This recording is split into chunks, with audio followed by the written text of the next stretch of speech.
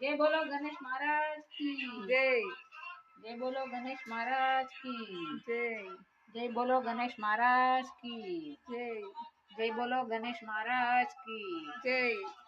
जय बोलो गणेश महाराज की जय। డాడీ అంటలేవు.